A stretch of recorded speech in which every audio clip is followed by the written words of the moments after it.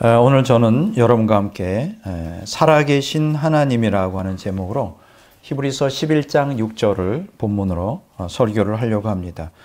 히브리서 11장 6절을 제가 읽도록 하겠습니다. 믿음이 없이는 하나님을 기쁘시게 하지 못하나니 하나님께 나아가는 자는 반드시 그가 계신 곳과 또한 그가 자기를 찾는 자들에게 상 주시는 이심을 믿어야 할지니라.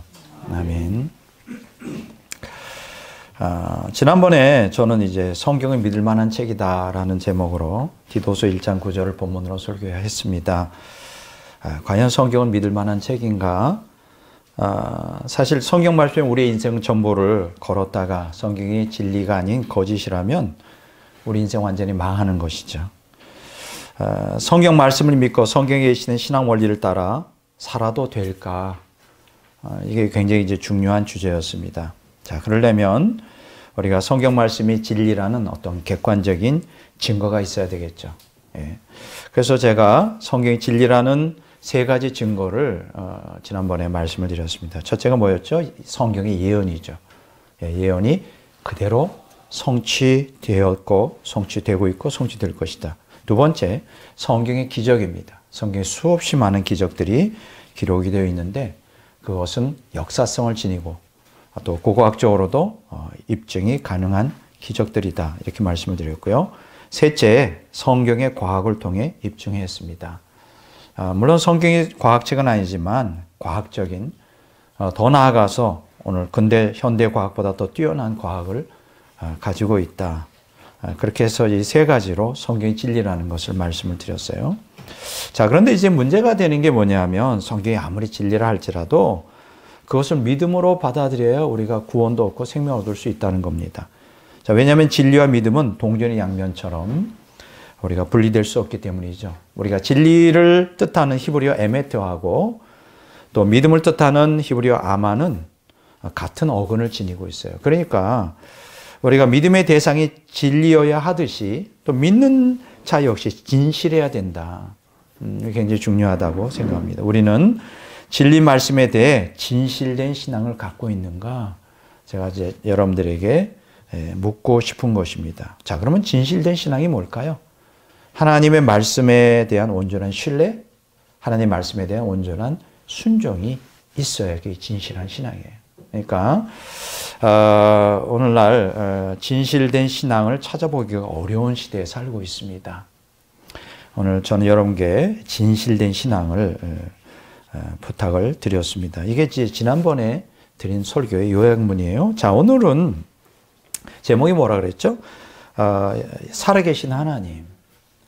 하나님은 정말 살아계실까? 굉장히 흥미로운 주제겠죠? 오늘 히브리서 11장 6절을 본문으로 이제 설교하려고 합니다. 하나님은 살아계실까?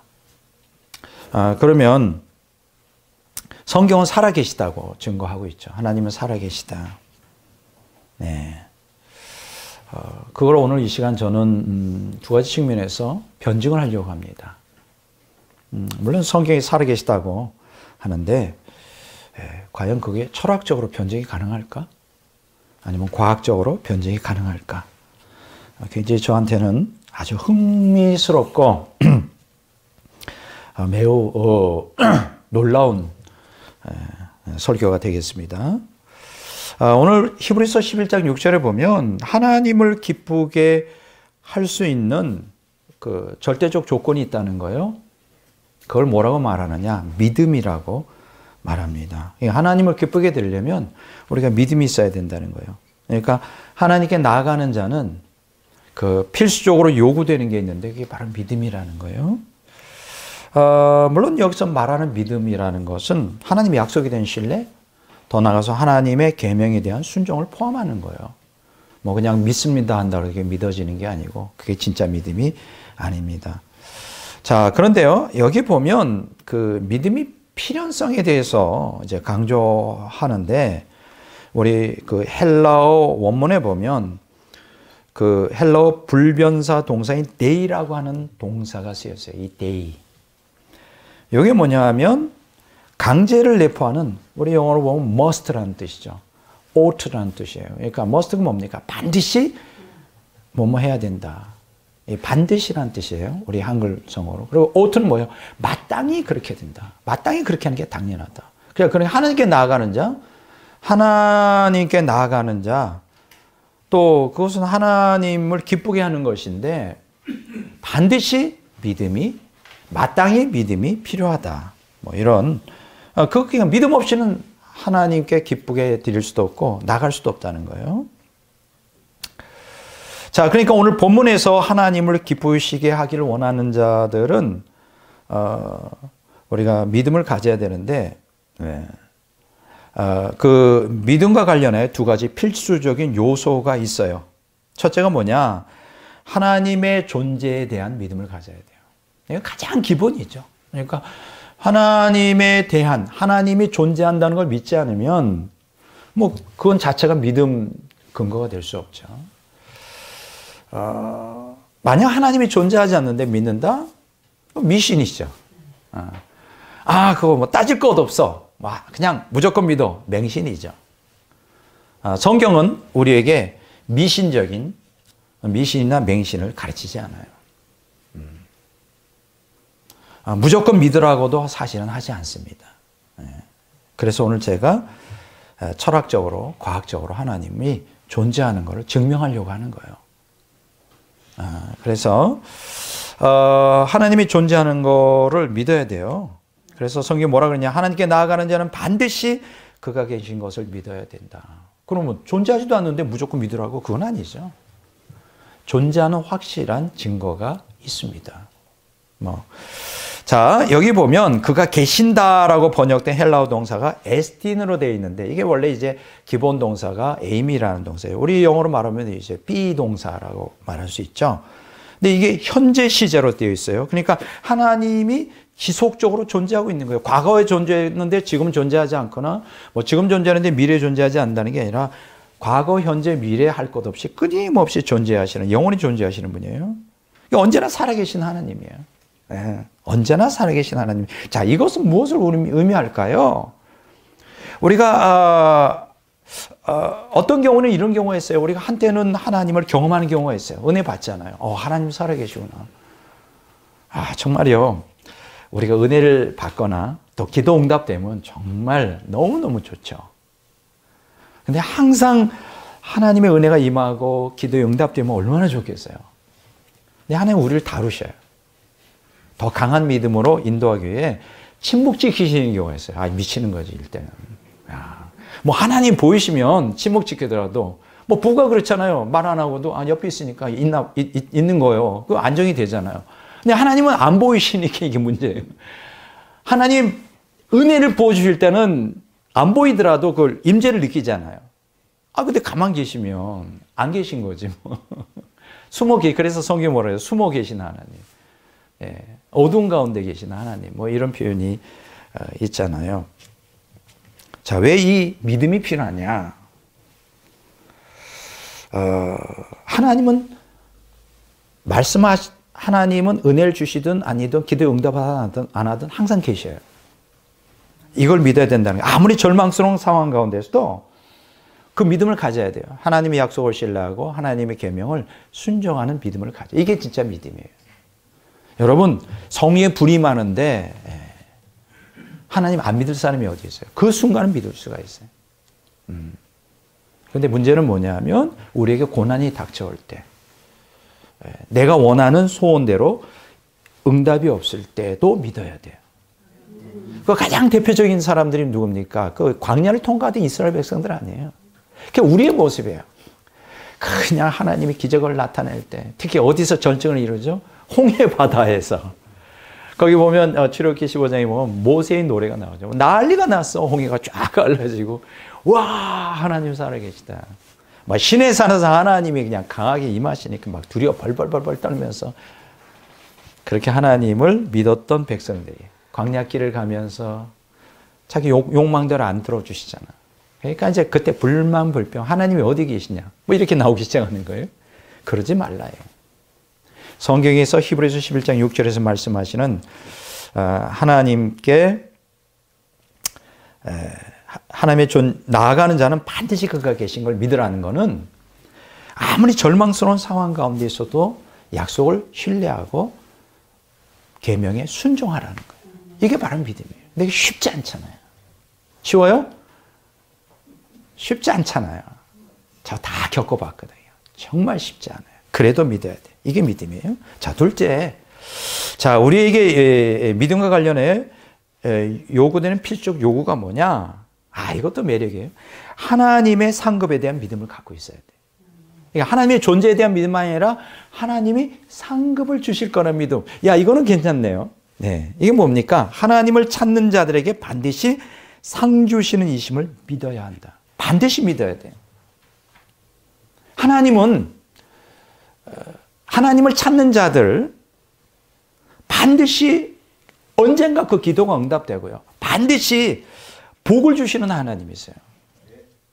그러니까 여러분들이 신앙생활을 뭐 1개월, 1년, 2년 해보고 뭐 하나님 응답 없네. 아, 하나님 살아계신 게 아니에요. 이렇게 하지 말라요. 10년도 짧아요. 제가 이렇게 저는 그 중학교 때부터 열심히 예수님 믿었는데 그 수십 년 이렇게 신앙생활 해야 그걸 알 수가 있어요. 여러분 그 칡이라는 거 먹어봤어요? 그냥 한 번 하면 이게 요새 칡 못 먹을 걸. 전 초등학교 때 많이 먹었거든요. 이렇게 이제 초등학교 들어가다 보면 그 칡 장사들이 쫙 앉아서 산에서 그걸 캐다 파는데 근데 먹을 게 없으니까요. 근데 칡에서 단맛이 언제 납니까? 그냥 한 번 씹었다고 계속 씹어야 돼. 씹을수록 단맛이 나는 게 칡인데 하나님도 오랜 세월 동안 그 인고의 삶 속에서 고난이 오지만 절망하지 않고 끝까지 붙들어야 돼. 그러면요, 그 하나님이 주시는 복이 진짜 좋아요. 제가 경험하고 있지 않습니까? 지금 이렇게 과거에 돌아온 지나간 삶을 보면 지금 나의 이 삶이 하나님의 복이라는 거를 나는 그대로 느껴요. 복이라는 거. 너무나 감사하죠. 여러분, 하나님을 믿는 자, 또 하나님을 복을 주시는 분이라는 것을 믿는 자, 하나님이 결코 우리를 실망시키지 않습니다. 예. 자, 여기 찾는 자들에게라고 번역된 토이스 엑제투신이라고 하는 단어는 엑제테오의 관사를 가진 현재 분사인데 이게 무슨 얘기예요? 어떤 난관이 부딪혀도 굴하지 말고 계속해서 하나님을 찾아라. 우리에게 이게 인내가 필요한 게 한두 번은 찾을 수 있어요. 누구나 다 하나님 앞에 헌신하거나 누구나 다 하나님을 찾을 수는 있어요. 근데 한두 번으로 끝나는 경우가 많다. 끊임없이 찾아야 돼. 특히 어떤 난관에 부딪혀도 낙심하지 말고 굴하지 말고 계속 찾아야 된다. 이게 현재 분사형이잖아요. 근데 재밌는 게요. 엑제테오라고 하는 동사가 아주 옛날 고전 헬라어에서는 그게 뭐에도 쓰였느냐면 과학적인 조사라는 뜻을 갖고 있어요. 여러분, 과학자가 어떤 그 사물을 탐구할 때 한두 번 하고 끝나나요? 아니에요. 그들은 일생 매달립니다. 1000번 실패하면 1001번에 성공하는 경우도 있고요. 이런 탐구 정신을 가져야 돼요, 여러분. 여러분, 인류가 누리는 그 모든 그 문명의 이익이 발명품들이 하루아침에 됐을 거라고 생각해요. 뭐 에디슨이니까 뭐 발명의 왕이라 그러지만 하루아침에 그가 발명했을 것 같아요. 천만이에요. 수없이 많은 시행착오를 거치면서 문제는 뭐냐? 끈기를 가지고 실망하지 않았다. 신앙생활에도 이러한 그러한 기대감과 이러한 믿음이 필요한 거예요. 이사야 선지자가요. 이사야서 40장 10절에 뭐라 하냐면 하나님은 상 주시는 분이래요. 오늘 본문 말씀과 똑같은 얘기하죠. 하나님은 상 주시기를 원하세요. 자, 그러면 오늘 우리가 하나님께 기대할 수 있는 최고의 상이 뭘까? 뭐를 하나님이 주셨으면 좋을까? 뭐 여러분들 마음속에 제가 물어본다면 이미 답이 다 나와 있어요. 뭐 가장 좋은 게 뭐 돈이 좋겠죠, 요새. 뭐 그거 나쁘다는 거 아니에요? 뭐 건강. 어떤 사람은 건강일 수도 있고 가정의 행복일 수도 있는데 자, 그 모든 것보다 자, 하나님께서 아브라함에게 어마어마한 복을 주시겠다고 약속했어요. 그게 어딘지 알아요? 창세기 15장 1절에. 근데 사실은 아브라함이 가장 갖기를 원했던 게 뭘까? 아마 이삭이었을 거예요. 그렇지? 그 하나님이 사라가 자식을 못 낳으니까 그때는 자식이 없는 게 굉장히 큰 수치였거든요. 대를 이을 자식이 필요하잖아요. 근데요, 하나님이 놀라운 얘기 하세요. 창세기 15장 1절에 나는 너의 지극히 큰 상급이라. 내가 너에게 줄 수 있는 큰 상급이 뭔지 알아? 아들이 아니야. 그거는 보너스. 가장 큰 상급은 나다. 이렇게 하면 여러분들 가운데 실망할지 몰라요. 아니, 하나님 말고 다른 거예요. 그런데요, 하나님을 얻으면 다른 건 다 따라오는 거예요. 이걸 좀 아셔야지. 예. 그러니까 오늘 우리가 기대할 수 있는 최고의 상은 하나님 자신이에요. 그걸 구하라는 거예요. 이렇게 하니까 어디서 많이 좀 비슷한 같은 맥락의 말씀이 떠오르지 않나요? 누가복음 11장 13절에도 똑같은 얘기를 하고 있어요. 너희가 악할지라도 좋은 것을 자식에게 줄 아는데 하물며 너희 하늘 아버지께서 구하는 자에게 뭘 주신다고요? 성령을 주시지 않겠느냐. 여기도 성령을 주신다는 거예요. 구하면. 아니, 우리는 그거 원하지 않는데 건강이나 돈이나 행복, 성공 이거 원하잖아요. 근데 성령 받으면 다른 건 다 부수적이라니까. 그러니까 우리는 너무 차원이 낮아, 사실은. 너무 우리가 원하는 게 하나님이 우리에게 주시고자 하는 막 엄청난 복에 비하면 너무 우리가 하는 게 구하는 게 차원이 낮단 말이에요. 좀 이렇게 좀 우리 하나님 수준에서 좀 상급을 구하면 좋겠어요. 어쨌든 보세요. 하나님을 믿는다는 것이 얼마나 좋은 것인지. 그냥 우리에게 요구만 하는 게 아니라 복을 주시겠다는 거예요. 상급을 주시겠다. 상을 주시겠다는 거예요. 대단합니다. 자, 저는 지금 하나님에 대한 믿음의 필요성을, 그 믿음에 대해서, 그러니까 믿음, 근데 이제 이게요, 이거 굉장히 어려운 문제예요. 왜냐하면 그 하나님의 눈에 보이면 우리 곁에 막 왔다 갔다 하시면 그거 믿는 거야, 그거. 여러분, 트럼프가 존재한다는 거 믿어야 안 믿어요? 이거 안 믿는다는 게 말이 이상하지. 이거 뭔 소리예요, 백 목사님. 우리를 수준을 뭘로 알고 믿죠. 존재하잖아. 근데 문제는 뭐냐면 초월적이고 보이지 않는 하나님을 믿는다는 거, 존재를 믿는다는 거. 그리고 그분을 신뢰하고 계명에 순종하여 믿음으로 어떤 고난 가운데서도 포기하지 않고 또 그분이 상 주심을 기대하면서 간다는 거. 이거 쉽지 않아요. 불신자들이 얼마나 어렵겠어요. 여러분 어떠세요? 여러분 전도해 보셨어요? 불신자 전도하면 하나님 믿으세요. 하나님 믿으라고? 무조건 믿으라고? 보이지도 않는 하나님? 어렵잖아요. 자, 그런데 이거는 불신자들의 문제만이 아니에요. 신자들에게도 역시 어려운 문제예요. 다시 말합니다. 우리는 여러분 하나님을 믿는 우리 기독교인들이 그 믿음을 갖는 게 그냥 보통 일이 아니에요. 우리도 역시 어려운 문제예요. 하나님이 은혜를 팍팍 주시고 성령의 불이 임하시면 그거 믿는 게 어려워요. 억지로 믿으려고 하는데 믿어지는데 우리가 기도했는데 곧바로 응답하신다면 얼마나 믿는 게 편해요. 쉬워요. 그런데 아까 얘기한 대로 침묵을 지키신 경우가 다 대부분이라니까요. 아마 여러분들이 이렇게 생각할지 몰라요. 창세부터 요한계시로 봐요. 기적의 역사. 막 부르짖으면 응답하시고 만나주시는 하나님이잖아요. 근데 여러분 그것은 1600년에 걸쳐서 기록된 것이고요. 그거보다 수천 년에 걸친 그 구속사에서 가장 엑기스만 딱 추려놓은 게 성경이에요. 분명히 아셔야 될 것은 응답하는 것보다 침묵이 90% 이상을 차지한다.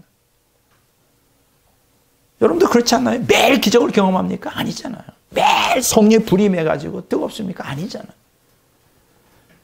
그런 것들은 우리가 평범한 삶 속에서 믿음으로 걸어가야 돼요. 하나님의 약속을 신뢰하고 계명을 순종하는 것은 불이 임해서만 하는 게 아니잖아요. 불이 임하지 않아도, 은혜가 임하지 않아도 그냥 믿음을 하는 거예요. 그게 바로 믿음이라고요. 그래서 믿음이 요구되는 거예요. 그게 쉬워요, 어디? 하나님 믿는 사람에게 어려운 일이에요. 자, 그러니까 오늘 이걸 따져봐야 돼요. 하나님이 존재하는가? 여러분 이거 생각하셔야 돼요. 만약 하나님이 존재하지 않으면 어떻게 될까요? 하나님의 존재를 대전제로 하는 신앙이나 신학 이거 뭐예요? 아무것도 아니지. 지금 다종교인들이 그렇잖아요. 그들이 믿는 신은 가짜잖아요. 제가 이제 다음번에 설교 주제가 그건데, 믿어봐야 소용이 없는 거예요. 얼마나 허무해요. 모래 위에 지은 집과 같이 기초부터 무너지고 마는 거지. 자, 그렇기 때문에 우리 인간의 구원의 진리를 체계화하는 모든 교리의 시작이 이제 바로 구원의 궁극적 주체인 하나님의 존재한 논증으로부터 시작돼요. 하나님이 과연 존재하느냐. 예. 따라서 하나님이 계신가 안 계신가 하는 문제는 매우 중요한 문제예요. 그렇지 않겠어요? 이는요, 뭐 의슈 문제보다 더 중요해요. 우리 인간들에게 가장 절박하고 가장 필요한 게 뭐 의슈 문제 아니에요. 어떻게 하면 내 집 한 채 좋은 거 가질 수 있을까? 어떻게 하면 오늘 맛있는 음식을 먹을까? 어떤 거 뭐 좋은 옷을 입을까? 이게 인간에게 가장 뭐 어떤 면에서는 절박한 필요라고 본능에 있어서 하지만 사실 이거는요, 하나님이 존재하느냐, 존재하지 않느냐보다 더 중요할 수 없어요. 왠지 알아요?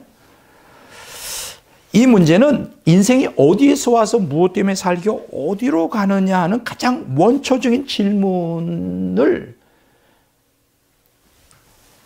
답하기 위한 하나의 기초가 된다. 그러니까 하나님의 존재가 불분명하면 내가 어디서 와서 무엇 때문에 살려고 왜 살아야 되는지에 대한 그 인간의 근거가 기초가 되는 그 생존, 그 인간 존재의 정체성의 기초가 무너지고 마는 거예요. 그러니까 그 어떤 것보다 하나님의 존재하시느냐 안 하느냐 이 질문에 대해 답을 확실히 얻는 게 중요하단 말이에요. 네. 여러분 어떨까요? 하나님 존재하시나요? 둘 중에 하나겠죠. 하나님 존재한다, 존재하지 않는다. 우리가 논리적으로 따지면 50%예요, 확률은. 뭐 그 중간은 없어요. 자, 하나님의 존재에 대한 질문은 뭐 불신자들에게도 중요하지만 신자들에게는 더 중요해요. 흔히 성도들이 사업에 실패하거나 뭐 죽을 병에 걸렸을 때 불신자들은 신자들 향해 이런 질문합니다. 그래, 너가 믿는 하나님이 어디 있냐? 어디서 많이 들어본 것 같죠? 네. 이게 시편 42편 3절에 나옵니다. 내가 믿는 하나님이 어디 있어? 자, 이때 우리 주변에 우리를 혼란하는 그것은 질문이라기보다 차라리 조롱이에요. 조롱입니다. 아마 우리 예수 믿는 사람들, 특히 예수님을 다 믿으면야 괜찮겠지만, 가족들이 대부분 다 불신자일 때, 나만 예수님 믿는데, 근데 이상한 것은 불신자들은 너무 잘 살고, 경제적으로. 나는 가난하게 살아. 그럴 때 문제가 생겨요. 너는 그렇게 예수님은 열심히 믿는데 왜 저렇게 가난해? 뭐 이런 거 할 말이 없죠. 뭐 이럴 때 참 난처합니다. 자, 그런데 이런 질문이 불신자들의 전유물은 아니에요. 심지어 신자들조차 삶의 역경과 고난이 닥칠 때 회의가 밀려와요. 정말 나는 하나님이 계시다고 믿고 살아왔는데 정말 살아계셔? 아니, 하나님이 살아계시다면 어떻게 내가 이렇게 고난 가운데 있는데 왜 이렇게 침묵만 지키시는 거야? 혹시 하나님이 안 계신 거 아니야? 뭐 이런 의문을 가질 수 있어요. 그렇지 않아요? 예. 그래서 이런 하나님의 존재에 대한 그 질문은 굉장히 중요해요. 만약 하나님의 존재에 대한 확신이 없으면요, 언제든지 의심의 바람이 밀려올 때 그 신앙이 무너질 수가 있어요. 저는 그런 사람들을 내 주변에서 종종 봅니다. 막 열심히 예수님 믿었어요. 그런데 인간이 감당할 수 없는 고난이 옵니다. 그게 뭐 질병일 수도 있고, 그게 뭐 경제적인 어려움일 수도 있고, 그 외에 여러 가지가 있는데, 그냥 무조건 믿다가, 맹신, 무조건 믿다가 그런 고난이 올 때 의심이 막 드는 거예요. 그냥 넘어갑니다. 그런 일은 굉장히 많아요. 여러분, 찰스 다윈 아시죠? 진화론을 만들어 본 분. 그분이 그렇게 나중에는 이제 불가지론자가 되고 이제 무신론자의 대명사처럼 되었지만, 처음에 그는 그렇게 신앙이 없는 사람이 아니었어요. 그냥 교회 생활하고 그 하나님 믿는 사람이었어요. 근데 그러하고 결정적으로 그 신앙을 포기하게 만든 게 뭐냐면 10살짜리 그 딸이 있었는데 죽을 병이 들었어. 하나님께 열심히 기도했겠죠. 하나님 침묵을 지키시는 거예요. 결국 죽고 말았어. 거기에서 신앙이 흔들리는 거예요. 하나님의 존재에 대해서 회의를 갖기 시작한 거예요. 이 똑같은 원리가 아브라함 링컨에게도 적용됩니다. 아브라함 링컨이 물론 매주 교회를 다닌 건 아니지만 가끔 다녔어요. 뭐 하나님 존재를 믿었겠죠. 자, 그런데 그에게도 어린 딸이 있었는데 죽을 병이 들었어. 기도했겠지. 근데 하나님이 가만 침묵을 지키시는 거예요. 결국 그러한 사건들, 그래서 결국 죽습니다. 결국 그 사건 때문에 아브라함 링컨은 이신론자, 결국은 뭐 하나님을 믿지 않게 됩니다. 이런 경우는 굉장히 많습니다. 뭐 C.S. 루이스 같은 경우도 그가 나이 들어서 이제 어떤 여자를 사귀게 되고 사랑을 해요. 근데 결혼을 하는데 그 여자가 오래 못 살고 병에 걸려 죽어요. 그것 때문에 그의 신앙이 막 가차없이 흔들리죠. 자, 이럴 때 하나님의 존재에 대한 확실한 객관적인 확신이 없다면 언제나 우리는 의심의 바람에 의해 회의로운 자, 결국은 하나님을 떠날 수도 있어요. 자, 그래서 우리가 신앙의 기본이 뭔지 아세요? 하나님의 존재에 대한 확신으로부터 출발해야 돼요. 확신을 가져요. 그거는 성령님을 통한 확신만 아니라 주관적인 경험만이 아니라 어떤 내 경험이 없어지고 어떤 하나님의 임재가 없어져도 흔들리지 않는 어떤 객관적인 사실에 진리에 근거한 확신을 갖고 있어야 돼요. 네. 저는 오늘 이러한 확신을 돕기 위해서 철학과 과학을 통해 하나님의 살아계심을 증명하려고 합니다. 논증이거나 어떤 그 변호가 아니에요. 증명. 확실한 그 철학과 과학을 통하여 하나님이 살아계시다는 객관적인 그 사실을, 팩트를 갖다가 증거하려고 그래요. 이건 부인할 수가 없는 거죠. 예. 그래서 이런 하나님 존재 증명을 통하여 우리 믿음이 더욱 견고해지기를 제가 기대하는 마음으로 오늘 설교를 준비했어요. 저는 이렇게 하나님의 살아계심을 성경만이 아니라 내 주관적인 경험만이 아니라 철학과 과학을 통해 증명할 수 있다는 게 얼마나 감사한지 몰라요. 이게 만약 우리가 어떤 우리가 가지고 있는 그 성경 안에서만 하나님의 살아계심을 증거할 수 있다면 좀 부족할 것 같아요. 불신자에게 얘기하거나 고난 가운데 있는 사람에게 하나님 그래도 살아계셔 라고 확신을 촉구하기가 좀 어려울 것 같아요. 근데 이렇게 철학과 과학을 통해 하나님의 객관적인 존재의 사실을 증명할 수 있으니까 얼마나 감사한지 몰라요. 자, 첫 번째, 하나님의 존재에 대한 철학적 증명을 하겠습니다. 여러분, 우리가 철학하면 지금처럼 고삐 풀린 망아지처럼 멋대로 하나님을 부인하는 그게 아니었어요. 한때 철학은 신학의 신이었어요. 그게 언제냐? 중세시대예요. 교황권이 통치하던 로마 가톨릭 신학 그 아래에서 철학은 하나님의 존재를 인정하는, 만약에 그때 철학자가 하나님의 존재를 조금이라도 의심하면 그냥 화형을 당했어요. 종교재판에. 그러니까는 모든 철학들이 다 신학을 오공하기 위한 이러한 철학이었죠. 자, 그런데 시대가 바뀌기 시작합니다. 인간 이성을 진리 판단의 기준으로 삼는 18세기 계몽주의 시대가 도래하면서 이제 하나님의 존재를 노골적으로 부인하는 무신론적 종교 철학자들이 활기를 치기 시작했어요. 이게 종교 철학이라는 게 뭐냐면, 그때는 기독교잖아요. 기독교를 철학으로 진단하는 거예요. 인간 이성에 근거하여. 이게 종교 철학이에요. 근데 이게 뭐냐? 그러다 보니까 어떻게 해요? 인간 이성에 거슬리는 건 다 잘못됐다고 말하는 게 무신론적 종교 철학자예요. 그 대표적인 사람들이 누구냐? 스피노자, 데이비 휴움, 칸트, 헤겔, 포여바흐, 마르크스, 니체. 이 사람들이 다 이제 무신론적 철학자들인데, 이들은 철저히 하나님의 존재를 부인합니다. 그리고 기독교는 거짓이라고 성토를 해요. 난리가 난 거죠. 자, 그러면 이들 무신론 철학자들이 하나님의 존재를 부인하고 기독교의 허구성을 주장한 근거가 뭘까? 두 가지예요. 첫째가 뭐냐 하면 근대 과학에 대한 절대적 믿음이에요. 이들은 과학이 발달하면 할수록 진리가 인간의 이성과 과학적 탐구를 통해 다 드러날 거라고 믿었어요. 그래서 그 과학적인 마인드로 성경을 평가하기 시작했어요. 근대 과학의 마인드로. 이제 그러면서 결국 그들이 어떤 결론이 이러냐. 성경이 비과학적인 책이다. 다 신화로 가득 차다.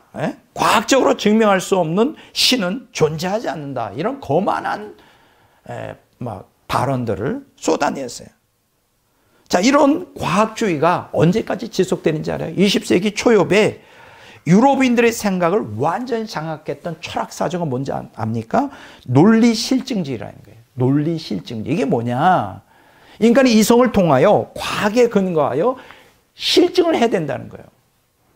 거기서 벗어나면 다 이거는 거짓이라는 거예요. 논리실증주의. 이게 20세기 초까지 왔어요. 두 번째는 뭐냐? 악의 실제에 대한 적대적 반응이에요.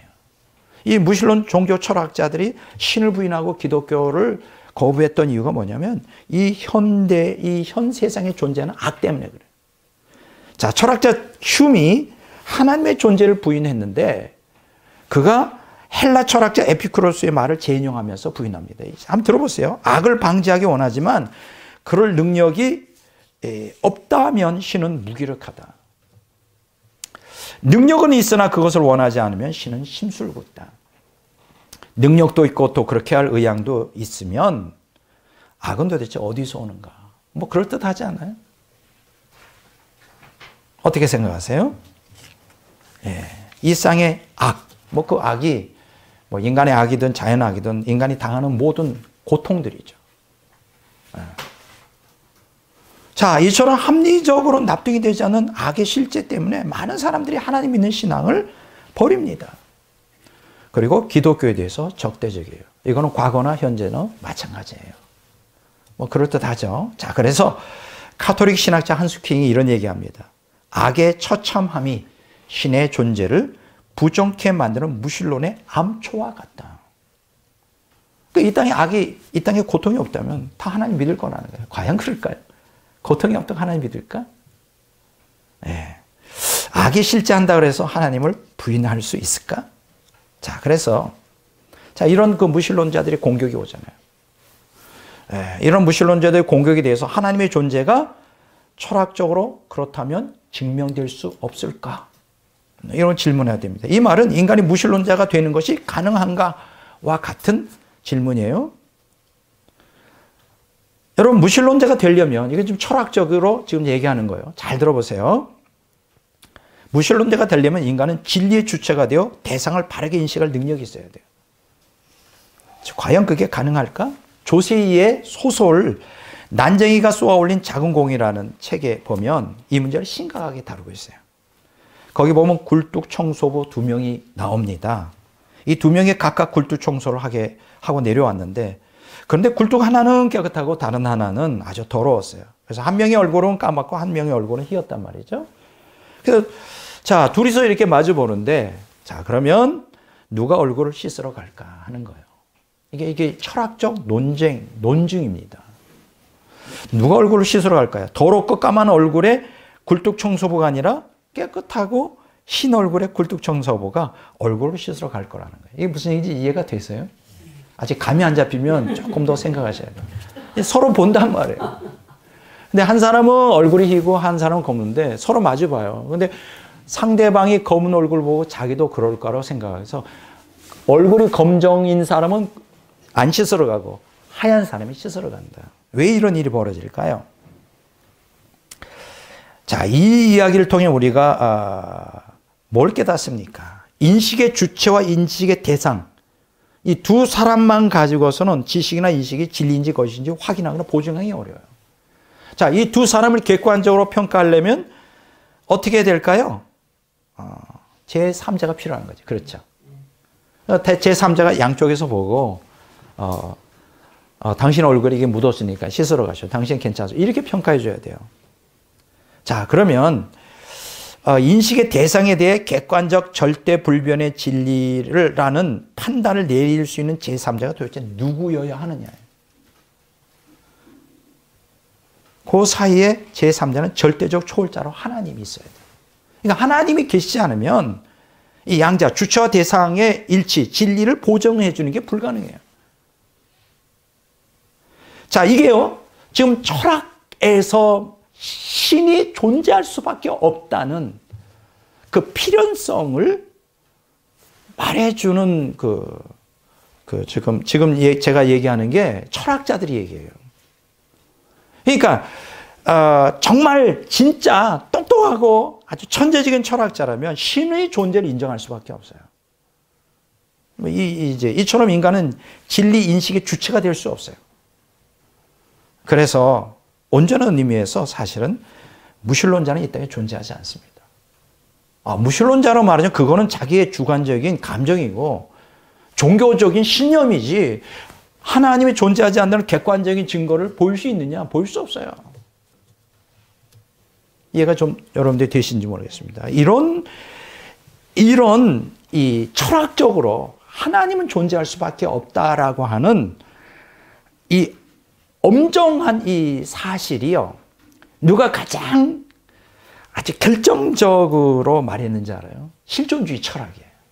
저는 그래서요. 저는 실존주의 철학자들에 대해서 엄청 매력을 갖고 있어요. 실존주의 철학자들을 여러분들이 좀 공부를 좀 했으면 좋겠어요. 근데 재밌는 게 뭐냐면, 키르케고르, 그게 실존주의 철학의 아버지잖아요. 그리고 이제 그 사람은 유신론자였지만 그 후에 무신론 철학자들이 많아요. 사르트르라든가 까미, 그 외에도 여러 실존주의 철학자들이 많은데 이 사람들은 다 무신론 철학자예요. 근데 재밌는 게 뭔지 알아요? 이들은 하나님의 존재를 부인하면서 하나님의 존재를 부인했을 때 그게 곧 인간 자신의 부인으로 귀결될 수밖에 없다는 것을 알게 됩니다. 나는 이게요, 너무 멋있어요. 그러니까 이 무신론 실존주의 철학을 통하여 하나님은 살아계신다라는 게 증명이 되는 거예요. 참 이게 놀랍습니다. 그 가장 대표적인 사람 중에 하나가 바로 사르트르인데요. 사르트르가 뭐라고 설파했는지 알아요? 신의 부재는 인간의 부재로 이어진다 이렇게 말했어요. 다시 말해요. 자, 사르트르가 뭐라고요? 신의 부재는 인간의 부재로 이어진다. 그러니까 만약 신이 존재하지 않는다면 인간도 존재할 수 없다. 그럼 인간이 존재하려면 신이 있어야 된다. 이 결과적으로는 그런 이제 귀결점에 도달하게 되는 거예요. 자, 실존주의 철학을 제가 한마디로 설명해 드릴게요. 너무 재밌습니다. 자, 이렇게 인간의 부재, 그러니까 신의 부재는 인간의 부재로 이어지는데 이 인간의 부재는 다음과 같은 일련의 과정을 거치게 돼요. 자, 인간이 하나님을 부인하게 되면 인간이 자기 스스로를 부인하는 딜레마에 빠지게 되는데 첫 번째 그 현상이 뭐냐? 자아의 정체성에 혼란이 와요. 자아의 정체성. 그러니까 내가 누군지에 대한 그 개념이 없어져요. 그걸 갖다가 우리가 실존주의에서 뭐냐? 소외라 그래요. 그러니까 실존주의 철학에서 가장 중요한 용어가 뭔지 알아요? 소외, alienation이라는 거예요. 여러분, 에일리언이라고 영화 보셨죠? 그게 뭐냐면 외계인이잖아요. 그러니까 소외라는 게 뭐냐면 내가 누군지 모른다는 거예요. 내가 나에게 낯선 거예요. 소외. 그래서 까미의 그 굉장히 유명한 소설 있죠? 이방인이라고 하는 게 바로 내가 나에게 이방인인 거예요. 그러니까 내 정체성이 무너진다고. 왜냐하면 인간은 하나님의 피조물이기 때문에 하나님을 전제하지 않으면 인간 존재에 대한 정체성이 붕괴되고 말아요. 이게 바로 소외예요. 멋있잖아요, 여러분. 자아 정체성이 혼란에 빠져요. 그 다음에 그 소외로 인하여 이어지는 게 뭔지 알아요? 자아의 가치관이 흔들립니다. 혼란이 와요. 처음에는 자의 정체성 소외고요. 자의 가치관에 혼란이 와요. 그걸 뭐라고 말하는지 알아요? 부조리 의식이라고 그래요. 야, 이게 실존주의 철학에서 또 굉장히 많이 쓰는 거예요. absurd consciousness라고 그래요. 부조리 의식. 이게 뭡니까? 모든 게 이치에 맞잖아요. 난센스란 말이에요. 그래서 이 사르트르의 말을 빌리면 인간은 유한한 존재이기 때문에 그 자신 속에 충분한 통합점을 지니기 때문에 기준이 없다는 거예요. 자기 스스로에는 어떤 그 근거가 없다는 거예요. 하나님이 근거가 되네. 하나님 없어지면 근거가 없어진다. 그래서 하나의 유한점이 무한한 준거점을 갖지 못하면 부조리의 나락으로 떨어지고 만다. 여러분, 정말 저는 예수님 믿는 게 너무 좋고 하나님 믿는 게 너무 좋아요. 뭐 인생 살아가는 게 여기 앉아 계신 분이 만만치는 않다는 거 알아요. 뭐 저라고 그렇지 않겠어요? 기쁨도 있고 슬픔도 있고 어떤 때는 좀 우울하기도 하고. 왜 그럴까요? 뭐 내 마음대로 안 되니까 그러겠지. 뭐 좀 하나님께서 이렇게 진리를 깨닫게 해주시는데 막 이 사이가 팍팍 나오면 얼마나 좋겠냐고. 아니 안 돼. 뭐 신학교도 막 좀 팍팍 좀 부흥이 되면 얼마나 좋겠냐. 내 마음 좀 애태우지 말고. 그냥 내가 원하는 대로 우리 성도님들이 막 성령의 뜨거움이 임하여 막 획기적으로 팍팍 변하면 얼마나 좋겠냐. 뭐 거기는 저도 포함되지만 내 뜻대로 안 되잖아요. 그래서 이제 무릎을 꿇을 수밖에 없는데, 그래서 요새 제가 깨닫는 게 뭐냐면 다른 방법이 없구나. 무릎을 꿇어야지. 그래서 요새는 좀 더 열심히 더 하나님께 매달리려고 지금 발버둥을 치고 있습니다만. 여러분, 이게 실존주의자들이 얼마나 인간의 실상을 잘 파악했는지요. 정말 놀랍습니다. 그래서 저는 실존주의 철학이 너무 좋아요. 이 부조리 의식을 다음과 같이 표현했어요. 존재하고 있는 모든 것은 아무 이유 없이 태어나서 그냥 막연히 살다가 우연히 죽는다. 정말 철학적이죠.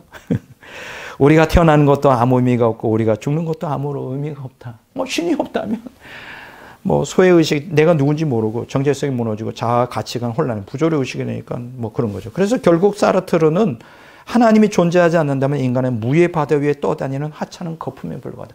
역시 철학적으로 멋있어요.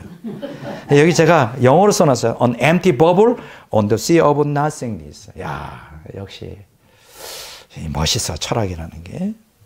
인간은 무의 바다 위에 떠다니는 공허한 거품이에요. 그게 하나님이 없다면 그렇게 부조리 의식이죠. 자, 이런 부조리 의식은 결국 키에르케고르가 말한 대로 이 부조리 의식이 심화되면 어떤 길로 인도할까? 이제 절망에 이르게 돼요. 여러분, 키르케고르의 그 절망에 이르는 병이라는 대표적인 책이 나오죠. 절망에 이르래요. 그럼 두 가지 절망에 이르는데, 첫째가 뭐냐? 인간이 왜 살아야 되는지 알 수 없는 거예요. 의미의 절망. 왜 살았는지 알 수 없어요. 여러분, 특히 실존주의 철학자들이 굉장히 비관론적으로 살았어요. 해밍웨이 아시죠? 해밍웨이. 바다 노인, 뭐 굉장히 대단한 사람이잖아요. 그 사람이 자살하잖아요. 총으로. 왜 그랬을까? 그 사람이 뭐 세계적인 노벨 수상 문학상을 받은 사람이 뭐 명예가 없어요. 돈이 없어요. 뭐 병들어 죽었어요. 아니잖아요. 그냥 인생이 허무해서 죽은 거예요. 그 어머니가 기독교인으로 하나님 앞에 돌아오라고 그냥 말을 안 들어. 그래서 자살했어요. 여러분, 우리 대한민국에도 수없이 많은 사람들이 자살하는데, 저는 이유는 많아요. 뭐 이것 때문에 자살하는데 저것 때문에 자살하는데, 나는 생각할 때 하나님의 부재가 결국 자기의 부재로 이어진 거다. 하나님을 확고하게 만나고 하나님을 믿으면요, 믿음이 강하면 절대로 자살할 일이 없어요. 어떤 상황 가운데서도. 첫째는 이 부조리 의식이 심화되면 의미의 절망에 빠져요. 인간이 왜 살아야 되는지 몰라요. 두 번째가 뭐냐? 도덕의 절망에 빠져요. 왜 내가 도덕적으로 살아야 되는지 알 수가 없는 거예요. 저도 조금 좀 민감해요. 그래서 제가 예수님 안 믿었으면 저 실존주의 철학자가 됐을지 몰라요. 왜 내가 살아야 되는지. 이 나이 정도 되면 인생 허물을 느껴서 술을 많이 마시고, 뭐 젊은 때는 좀 쾌락을 누리겠지. 쾌락을 누리다 그마저도 이제 나이 들어 못하면 술 마시다가 길거리에서 어쩌면 객사했을지 몰라. 얼어 죽었을지도 몰라. 너무 의미가 없잖아, 인생이. 하나님 없다면. 나는 너무 감사해요. 나는 존재론적 행복에 있어요. 난 너무 감사합니다. 나이가 들수록 더 하나님이 고맙고 감사해요.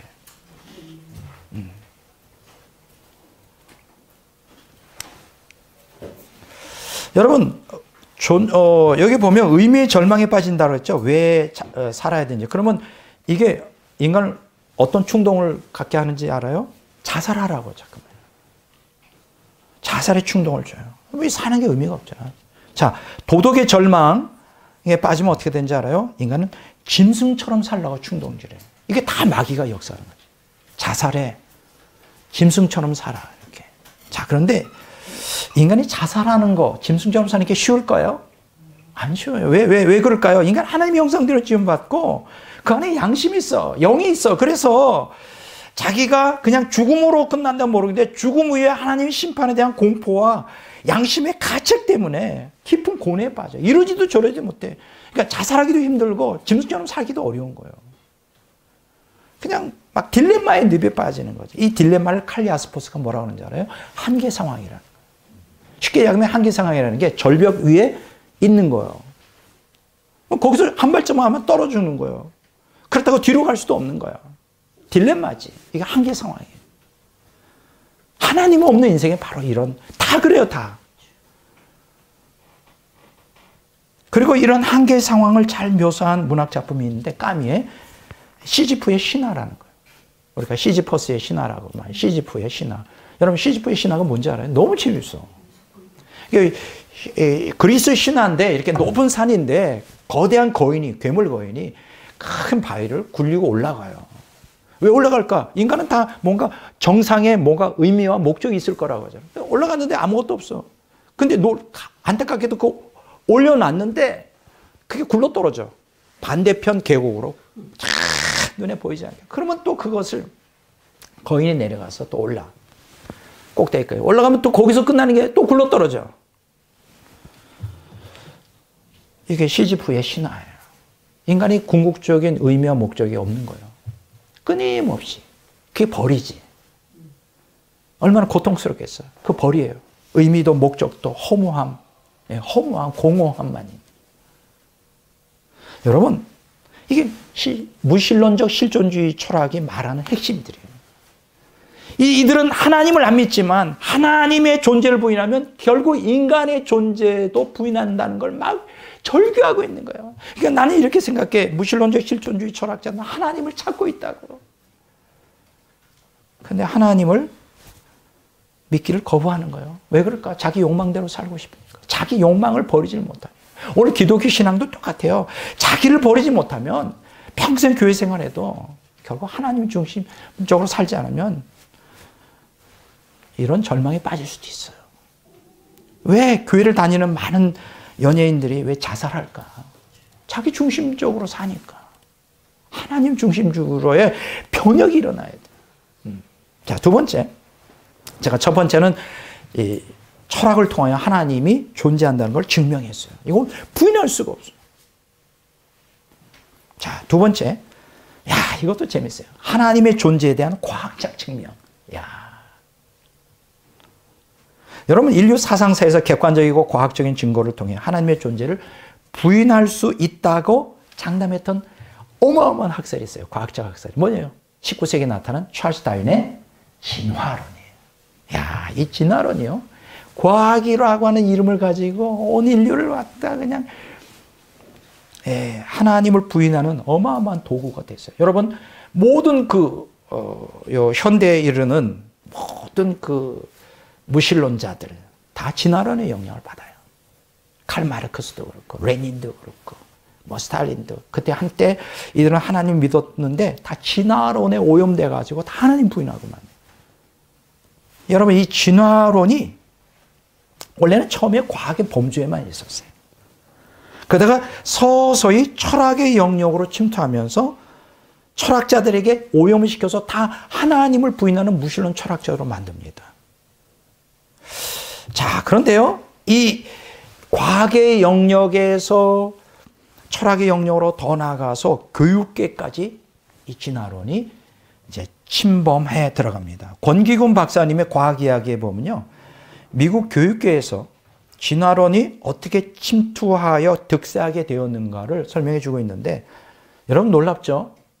1920년대, 1925년대 뭐 이때는요, 미국에서 반진화론법이 제정돼요. 공립학교에서 진화론을 가르치지 못하도록 했어요. 놀랍죠? 진화론을 교육하지 못하도록 언제? 1920년대 법으로 아주 제정해 버렸어요. 자, 그런데 이게 둘러엎어집니다. 1968년 미국 연방대법원이 반진화론법이 위헌이라고 판결을 내려요. 그리고 그때부터 이제 공립학교에서 진화론을 과학 이론으로서 가르치기 시작합니다. 물론 거기에 기독교인들이 격렬하게 반대하지만 그게 안 통하죠. 그리고 마침내 1987년에 이제 정교 분리의 원칙을 내세요. 공립학교에서 창조론 교육이 금지됩니다. 야, 이거 비극이에요. 미국에서는 창조론을 그 학교에서 못 가르치게 돼서요. 가르치면 종교라고 그래서 제재를 받습니다. 잘못하면 쫓겨나. 진화론만 가르치게 됐어요. 야. 자, 그런데 이제 문제가 심각합니다. 지금 아까 얘기했죠. 과학계에서 철학계로, 철학에서 교육계로, 심지어 이 진화론이 어디까지 침투했는지 알아요? 종교계까지 침투합니다. 여기서 말하는 종교는 물론 기독교예요. 그래서 이 진화론이 기독교에 침투하여 기독교를 공격하고 신학을 혼란에 빠뜨리는 어마어마한 악영향을 끼쳐요. 야, 이거 너무 가슴 아픈 일인데요. 이 신학에 침투한 이 진화론이 어떤 옷을 입을까? 이걸 뭐라고 말하냐? 유신진화론이라고 해요. 유신진화론. 외워두세요. 이게 유신진화론이 뭐냐? 하나님을 믿어요. 하나님의 창조도 믿고 다윈의 진화론도 믿고 창조론도 믿고 진화론도 믿겠다. 이게 가능합니까? 둘 중에 하나를 택해야 돼요. 진화론을 인정하면 창조론을 부인해야 되고 창조론을 인정하면 진화를 부인해야 돼요. 두 개 다 믿겠다는 거예요. 왜냐하면 이들 마음속에는 진화론이 진리라고 하는 과학적 진리라는 것. 성경은 과학적이지 않고 과학적 진리가 아니고 그냥 신앙에 관계되는 거고 진화론이 과학적 진리라는 확신을 갖고 있는 거예요. 유신 진화론 자들은. 자, 그런데 그 유신 진화론에는 두 가지 견해가 있어요. 첫째가 뭐냐? 하나님이 생명의 기원에 직접 관여하지 않았다고 믿는 거예요. 쉽게 얘기하면 하나님께서 이 만물을 만드시고 물질 세계잖아요. 그러면 그게 그 진화론에서는 그 무기물이 유기물이 되고 유기물이 무슨 화학 작용을 일으켜 가지고 뭐 아메바가 되고 그게 점점 진화해서 뭐 침판지가 되고 결국 인간이 되었다. 그걸 다 인정하는 거예요. 그러니까 하나님이 최초의 물질을 만드는 것만 하고 내버려 뒀다는 거예요. 진화하도록. 자, 두 번째는 뭐냐면 하나님이 생명의 기원에 직접 관여했다는 거예요. 쉽게 얘기하면 사실 생명이라는 게 아무리 바이러스라도 생명은 생명에서 나오기 때문에 하나님이 최초의 바이러스를 만들었다는 거죠. 근데 그게 이제 진화의 과정을 통하여 저등생물에서 고등생물, 침판지를 거쳐 인간이 되었다는 거예요. 여러분 어떻게 생각하세요? 이거 우리가 받아들일 수 있을까? 여기서 우리가 한 가지 생각이 될 것은 진화론이 과학적 진리인가 질문해야 되겠죠. 그런데 놀랍게도요. 매우 충격적인 사실이 있어요. 저는 이 설교를 준비해서 정말 충격을 먹었습니다. 이전에 몰랐거든요. 자꾸만 공부하다 보니까 막 드러나는데 로마 카톨릭은 다 기본적으로 교황부터 시작하여 모든 사람들이 유신 진화론을 믿어요. 놀랍죠? 그들은 창조론을 온전히 믿지 않아요. 진화론을 과학이라고 믿어요. 여전히. 근데요, 더 저를 충격에 빠뜨리는 게 뭐냐면 난 이걸 알고서 정말 충격을 먹었어요. 우리 개신교에 저명한 기독교 변증가가 있거든요. C.S. 루이스라고 들어보셨죠? 굉장히 지금도 인기가 많아요. 돌아가셨지만 C.S. 루이스. 이 사람도 이 유신 진화론을 믿어요. 나 오늘부터 C.S. 루이스를 싫어하기로 했어.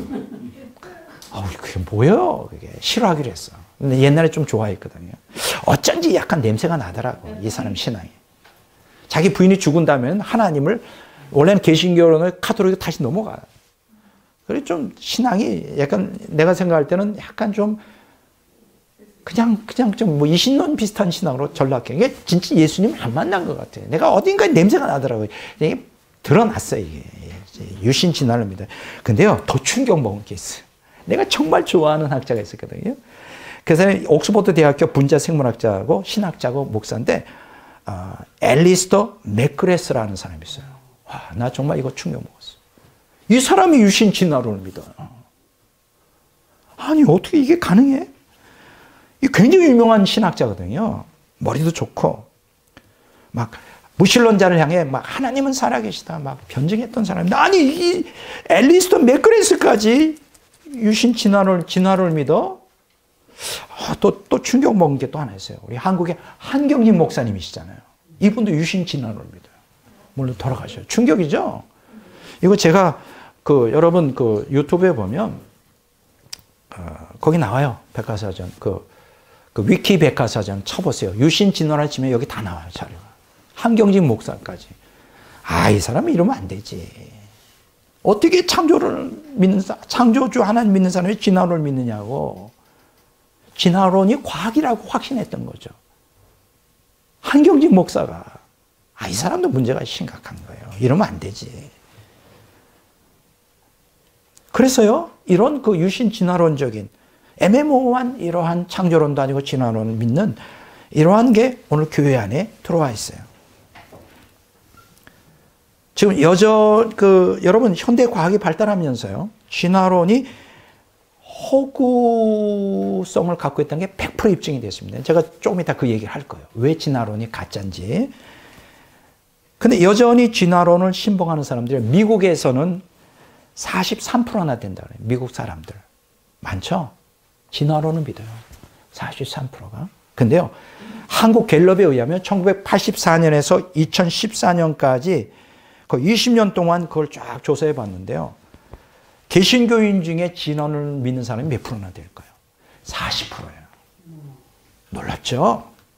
창조론 안 믿어요. 진화론을 믿어요. 진화론이 과학이라고 생각해요. 그러니까 이제 마음으로는 하나님을 믿지만 과학으로는 진화론을 믿어요. 이게 어떻게 서로 조화를 이룰 수 있을까요? 문제 심각해요. 40%나. 창조론을 믿는 사람이 60%밖에 안 돼요. 이거 충격이죠. 그러면 근대 과학의 절정에 나타난 진화론이 현대 과학에 이르러서도 과학적 진리일까? 이걸 한번 좀 검증해 봐야 되겠어요? 진화론을 결정적으로 무너뜨리는 과학적 발견이 오늘날 마침내 등장합니다. 대단해요. 그것을 우리 뭐라고 말하냐면 환원 불가능한 복잡성이라 그래요. 환원 불가능한 복잡성 이론인데, 생화학 교수 마이클 베이가 쓴 다윈의 블랙박스라는 책에서 소개하고 있어요. 1996년에 나왔어요. 얼마 안 됐죠? 환원 불가능한 복잡성이란 어떤 시스템에서 기본적 기능을 하는 수많은 구성 요소들이 상호작용하면서 다양하게 작동하기 때문에 그 요소들 중 하나만 빠져도 더 이상 그 시스템의 기능이 작동하지 않고 모두 정지하는 것을 의미한다. 그러니까 이게 뭐냐 하면, 여러 생명체가 작동하려면 여러 요소가 있어야 되는데, 그 여러 요소들이 서로 유기적으로 복합적으로 연결되어 있기 때문에 그 중에 하나만 빠져도 생명 기능이 정지된다는 거예요. 이루어질 수 없다는 거예요. 그러니까 찰스 다윈은 돌연변이, 우연한 변화죠. 자연 선택, 그냥 변화죠. 이런 게 점진적 진화라는 자기의 이론이 환원 불가능한 복잡성을 지닌 생물을 발견하면 붕괴될 거라고 예견했어요. 그런데요, 환원 불가능한 복잡성이 발견이 된 거예요. 그 얘기 뭐예요? 찰스 다윈의 진화론은 끝났다. 찰스 다윈은 이런 얘기합니다. 만약에 많은 횟수의 연속적이고 사소한 변화에 의해 형성될 수 없는 어떤 복잡한 기관의 존재가 증명된다면 나이론은 완전히 무너지고 말 것이다. 여러분들이 제가 백 목사가 거짓말하지 않느냐, 찰스 다윈이 그런 얘기했어? 할까 봐. 종의 기원이라는 또 Origin of Species라고 하는 책이 1859년도 판이에요. 런던에서 나왔는데 존 머리에서 158쪽에 이 구절이 나옵니다. 제가 영어로 한번 읽어볼게요. 내가 거짓말하는 게 아니에요. If it could be demonstrated that any complex organ existed which could not possibly have been formed by numerous successive slight modifications, my theory would absolutely break down. 지금 조금 아까 번역한 거예요. 그러니까 환원 불가능한 복잡성을 지닌 어떤 생명체가 발견되면 내 진화론은 끝장난다. 그 말대로 끝장났을까 안 났을까? 끝장나고 말았어요. 1996년도에 환원 불가능한 복잡성이라는 게 학설로서 등장합니다. 이런 다윈의 예견대로 1950년대 중반 이후에 분자 수준에서 생명의 작용을 연구하는 생화학이 급속도로 발달하면서 진화론의 허구성을 드러내는 결정적 계기가 됐는데요. 예를 들어 최초의 생명체로 불리는 아주 가장 기본적인, 가장 원시적인 박테리아가 있어요. 그게 뭐냐면 마이코플라즈마라고 하는 박테리아인데 이 유전자가 기본 유전자가 517개로 되어 있거든요. 이 중에 387개가 필수 유전자예요. 그러니까 이 387개 중에 하나만 빠져도 이 박테리아가 생명을 유지할 수가, 생명체가 될 수가 없다는 거예요. 이게 동시에 있어야 돼, 한꺼번에. 이게 진화론이 안 되죠. 진화론은 하나로부터 시작됐다는 거예요. 하나로부터. 하나가 아니에요. 동시에 387개 필수 유전자예요.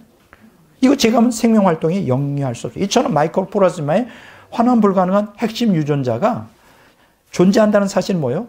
처음부터 지적 설계자는 하나님이 만드셨다는 거예요. 진화론이 아니라 창조론이 맞다는 거예요. 진화론은 끝장났어요.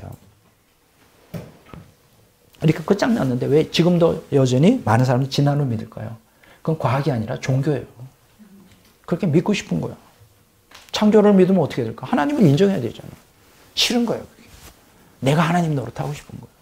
그래서 진화론이 과학이 아니고 종교예요. 종교. 과학이라고 생각하지 마세요. 자, 제가 이제 거의 설교의 끝 마무리로 왔습니다. 네, 정말로 하나님이 살아계신가? 지적 설계자로 환원 불가능한 복잡성과 우주의 미세 조정은 지적 설계자인 하나님을 전제로 해요. 마이클 베이는 쥐도스의 예를 들어 환원 불가능한 복잡성과 우주의 미세 조정을 설명했는데요. 두 가지를 설명드릴 수 있어요. 첫째는 쥐도스의 구성 요소, 이거 환원 불가능한 복잡성을 설명해 주는 거고요. 쥐도스의 구성 능력, 우주의 미세 조정을 설명해 주는데 아주 재미있게 설명했어요. 여러분 쥐도 아시나요? 요새 젊은 사람들은 잘 모르는 것 같아요. 옛날 우리 어릴 때 쥐 굉장히 많았거든요. 이렇게 나무 판으로 해서 거기다 이렇게 쥐 탁, 미끼 해가지고 탁 물면 탁 쳐가지고 그냥 잡는 그런 게 있었어요. 자, 쥐도의 구성 요소의 기본이 뭘까요? 5개로 이루어졌는데 일단 나무로 만든 탄탄한 받침이 있어야 되겠지. 두 번째는 쥐를 박살낼 이게 해머, 미국식 쥐도는 그게 머리를 탁 잡으면 막 탁 치는 그게 있나요? 해머가 있어야 되고 금속 해머. 세 번째는 받침과 해머를 눌러주는 스프링이 있어야 되겠지. 네 번째는 뭐냐? 압력이 가해지면 풀리는 걸쇠가 있어야 돼요. 다섯 번째는 걸쇠에 연결되어 해머를 뒤로 젖힌 상태를 지탱하는 금속 막대가 있어야 된다는 거예요. 자, 요게 이제 필요 조건이에요. 요 중에 한 가지만 없어도 기능이 안 되죠.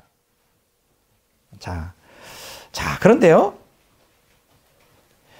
여기에서 이 필요 조건으로 이 5가지 구성 요소 중 하나만 없어 지도수는 작동하지 않는데 여기에 그거로 끝나지 않아요. 충분 조건이 필요해요.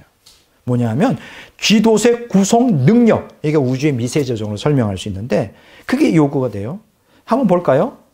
자, 먼저 받침으로 사용되는 판자가 종이로 되어 있다면 어떻게 될까? 안 되겠죠. 탄탄해야 되죠.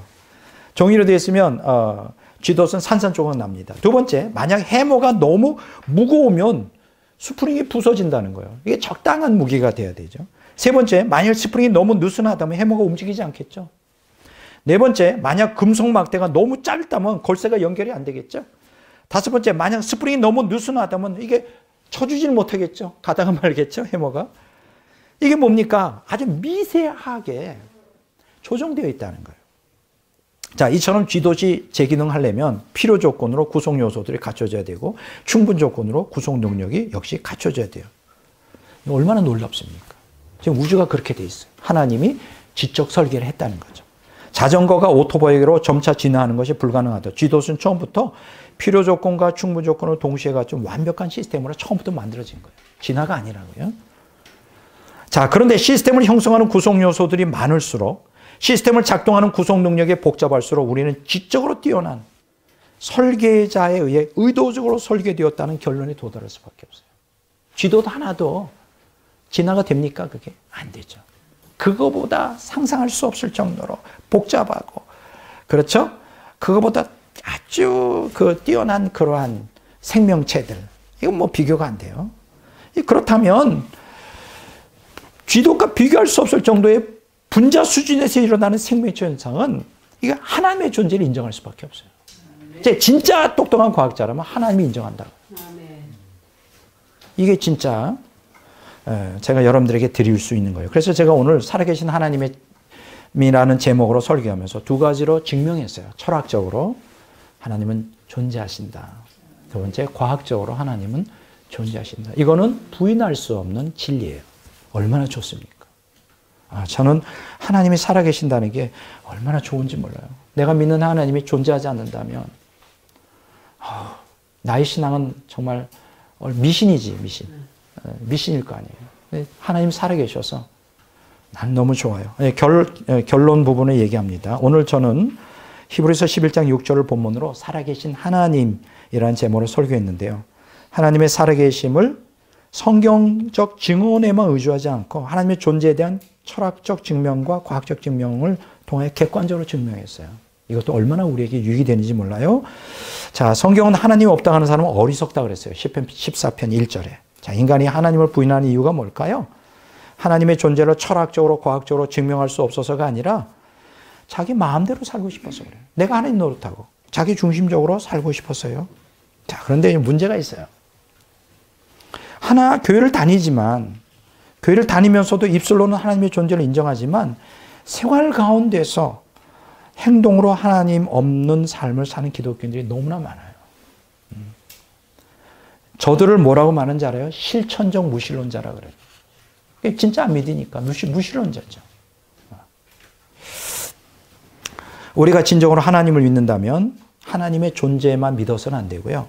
하나님의 약속을 신뢰하고 하나님의 계명에 순종하는 삶을 꾸준히 살아야 돼요. 어떤 상황 가운데서도. 그것이 성경이 가르치는 하나님 믿는 신앙의 본질입니다. 제가 오늘 증명했잖아요.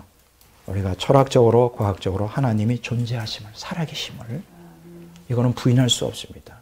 오늘 그렇다면 살아계신 하나님을 내 삶의 주인으로 모셔 우리가 온전히 헌신하는, 온전히 하나님을 신뢰하고 그 계명에 순종하는 삶, 이게 진짜 믿음이에요. 오늘 우리 이 설교를 듣는 모든 분들이 진짜 참된 신앙에 머물기를 주의 이름으로 축원합니다.